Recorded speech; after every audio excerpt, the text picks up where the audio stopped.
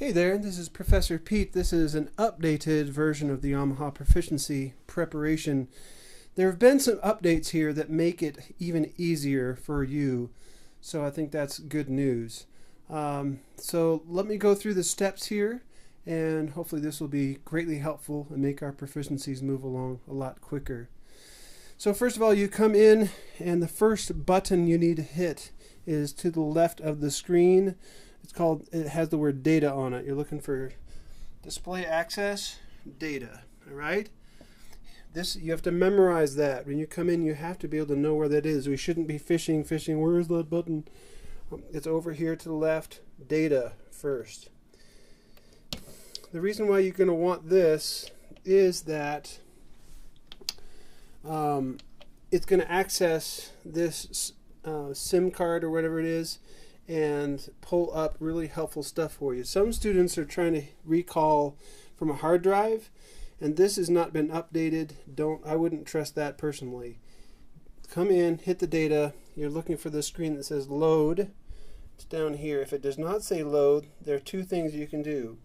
These F1, F2, F3 will choose the tab that's lined up to it. The other way you can cycle through is to keep on hitting the data button, and it will kind of cycle through the different options. So you want to make sure you see the one that says load. This is not a touch sensitive screen, so we use the arrows to navigate to the left and right down, and then we use the enter key once the selector is above what we want. So navigate with these and enter with the enter button. So just make sure load is selected. There it is. Just make sure that's selected. Hit enter. This comes up. The default is no. The right arrow over to yes. And boom. Alright. So there's that. I'm going to pretend Pro Tools is open. Okay. Now, during proficiencies, I will have a condenser mic plugged in. I will tell you which channel.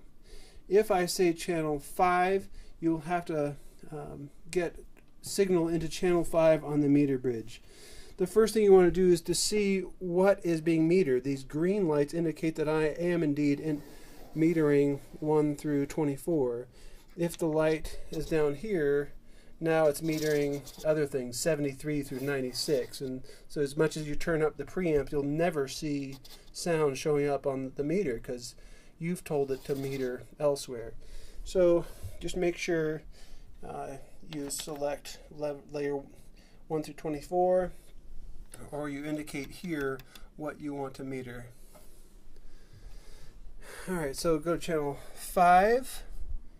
I'm going to make sure the pad is not engaged.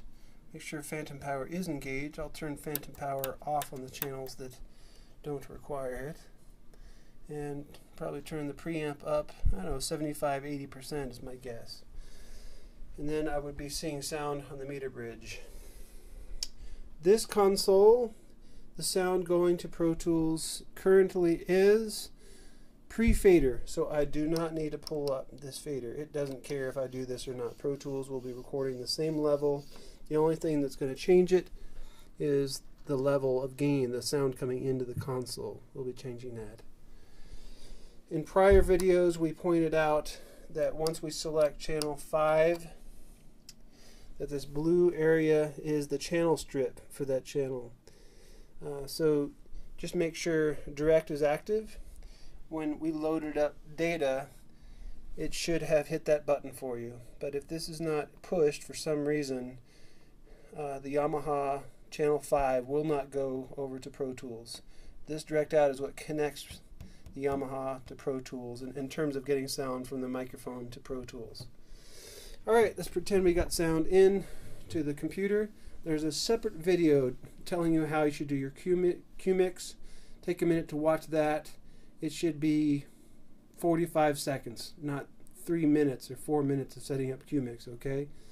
Very fast. It'll be a single Q mix. And then we'll say all the outputs are going to the second layer. I made a custom I/O in here. It's called PB 2017 or something like that. So as long as that's active, the outputs are probably going to be labeled Y, as in Yamaha, the letter Y, Y2526 for the first one, and then I think I labeled it Y2728, and then in parentheses Q number 1, Y29 and 30, in parentheses Q number 2. So do all your engineering so that the main mix goes out to 25 and 26, and the Q mix will go out to 27, 28. And pull up all your faders for the Q mix and all that. And guess what? That's just about it, because your professor thought, wouldn't it be nice if all the levels for the Q sends were already set up? So look at this. These, when you pulled up the scene from the card, all of the sends for the headphones were already set up, because this is 99% of the time, this is what we're going to want in this studio. Now you do need to be familiar with how the auxiliaries function on this console. So if I might ask, will you please confirm that the sends are pre-fader? And all you have to do is realize whatever display button you hit on this console, that's what's going to pop up on this display. So you need this screen to display information about the auxiliaries, so you know whether these are pre-fader or post-fader. So just hit this display button and you'll start to see screens that have to do with auxiliary sends. I'm just going to keep on hitting that display button, click, click, click, until I start to see something that looks like this. Now this is auxiliaries 1 through 24. If I just go and touch the fader for channel 30, watch what happens. It snaps right to it, and it highlights the channel 30. If I touch 29, it kind of follows me wherever I go. So I think if we're on those initial weird screens we were seeing, where'd it go? If I just touch the fader, does it go? No, it doesn't really do it there.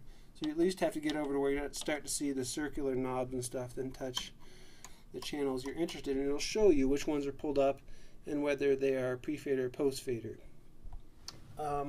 Next semester, you're going to have to do send effects on this console, so understanding this sort of thing will help when we get around to that. Alright, so I think that's it. In terms of control room volume, remember the number one pitfall in this room is to make sure that the faders are indeed faders and that they are not auxiliary sends. If you're trying to listen to your mix and you're pulling these up, these are not faders currently, these are auxiliary sends, as long as that is selected right there. So if you're not hearing what you expect, make sure that you're on standard fader mode, and then you should start hearing. It looks like the panning for channels 25 and 26 is in that preset that we recalled, but for the Q mix, if we want to monitor that, if we want our mix in the control room to be stereo, we would have to pan that out. The speakers here are controlled with control room level. If I see anybody touch the knob at the studio level, your grade's going to go down 10%. This is going to control those speakers out there, which point towards condenser microphones, which would create some fun feedback. So we do not turn this up. We are not in the recording studio. We are in the control room. So we need to turn up the control room volume. So just make sure this is up, your main fader up, and we should be hearing whatever it is we want. Okay, I hope this is super helpful, and good luck on your Yamaha exams. See you guys.